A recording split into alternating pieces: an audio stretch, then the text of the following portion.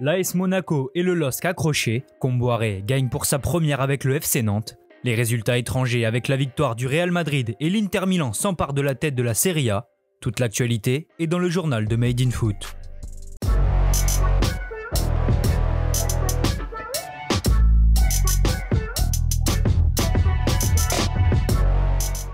Lille reste leader de Ligue 1 mais perd son avance sur le PSG.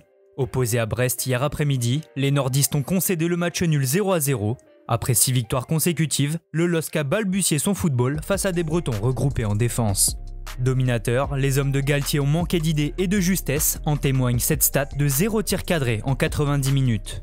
Jonathan David a marqué après l'heure de jeu suite à un corner, mais son but a été refusé pour un bras de Fonté. Les esprits lillois étaient sans doute déjà tournés vers la réception de l'Ajax Amsterdam jeudi en 16e de finale de la Ligue Europa. Mais que les Dogs se rassurent, les poursuivants comme l'AS Monaco ont également contre-performé. Vainqueurs de tous leurs matchs en 2021, les joueurs de la Principauté n'ont pas su venir à bout du FC Lorient et se contentent du match nul de but partout. Il faut dire que la partie débute très mal pour les Monégasques qui concèdent un pénalty dès la 5e minute de jeu. Wissa est lancé en profondeur et se fait accrocher par Lecomte sur son dribble, pénalty logique que se charge de convertir Terem Moffi. Mieux dans leur match à partir de la 25e minute, les joueurs de Kovac vont égaliser juste après la mi-temps, là aussi sur pénalty. Mendes est coupable d'une main dans la surface suite à un corner, Ben Yedder ne se fait pas prier pour le transformer. Monaco tente beaucoup devant mais réussit peu, derrière c'est toujours aussi fragile. Sur une passe en retrait manquée de Sidibé, Moffi intercepte et résiste à Badiachil. L'attaquant nigérian rentre dans la surface et trompe le compte d'une frappe du gauche au premier poteau pour son 8e but de la saison. Au pied du mur, les joueurs du Rocher usent de longs ballons et à la 93e minute, Ben Yedder reprend du gauche une déviation de la tête de Badiachil. Le capitaine monégasque arrache le point du nul in extremis et permet à l'ASM de faire le trou avec le Stade Rennais. Peu inspirés hier après-midi, les Bretons ont chuté 2-0 sur leur pelouse face à l'AS Saint-Etienne. Solide défensivement et réaliste devant, les Verts ouvrent le score à la 22e minute de jeu par une frappe croisée du droit de Bouanga. L'international gabonais est d'ailleurs à l'origine du contre qui emmène le but du break à 20 minutes du terme. Bien servi par Youssouf, Arnaud Nordin fixe sa garde et envoie un tir croisé qui rentre dans le but avec l'aide du poteau. La SSE s'impose 2-0. Autre victoire à l'extérieur, celle de Strasbourg 2-1 dans le derby de l'Est face à Metz. Mené après un but en contre de Thomas Delaine, pour les Grenats, le Racing a renversé la situation grâce à un doublé d'Adrien Thomasson. En clôture de cette 25e journée, Bordeaux et l'Olympique de Marseille se sont laissés sur un match nul 0-0. Après une première période où il ne s'est absolument rien passé, le début du second acte a été plus animé. L'OM se procure 2 grosses occasions, mais Costil détourne bien un coup franc de Thauvin prolongé par Balerdi, puis Germain manque totalement son face-à-face avec le portier bordelais.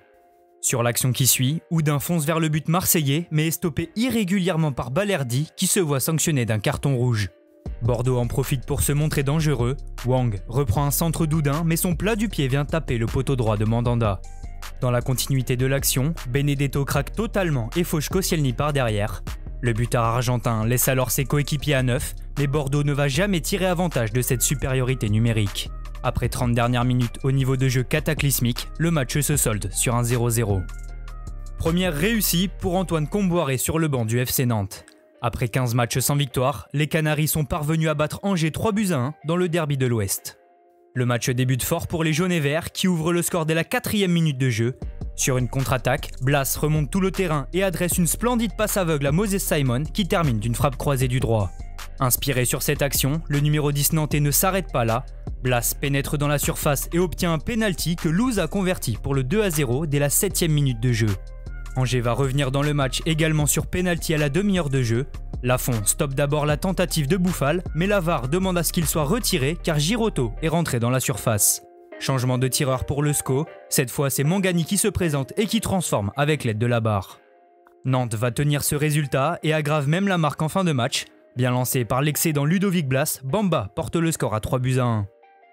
Enfin, dans la rencontre de la peur entre les deux derniers Dijon et Nîmes, les Crocos se sont imposés 2-0 grâce à des buts en fin de match de Ripard et Eliasson. Au classement, le LOSC reste premier mais ne compte plus qu'1 point d'avance sur son nouveau dauphin le PSG. Monaco, toujours 4e, n'est plus qu'à 3 longueurs de Lyon. Dans la course à la Ligue Europa, seules 4 unités séparent Rennes 5e et Angers 10e. En seconde partie de tableau, Saint-Etienne creuse l'écart avec les équipes du bas. La bonne série de Lorient permet aux Merlus de rester 17e, mais Nantes n'est plus qu'à 1 point après sa victoire. Nîmes reste 19e mais prend un peu de confiance après avoir enterré Dijon, toujours lanterne rouge.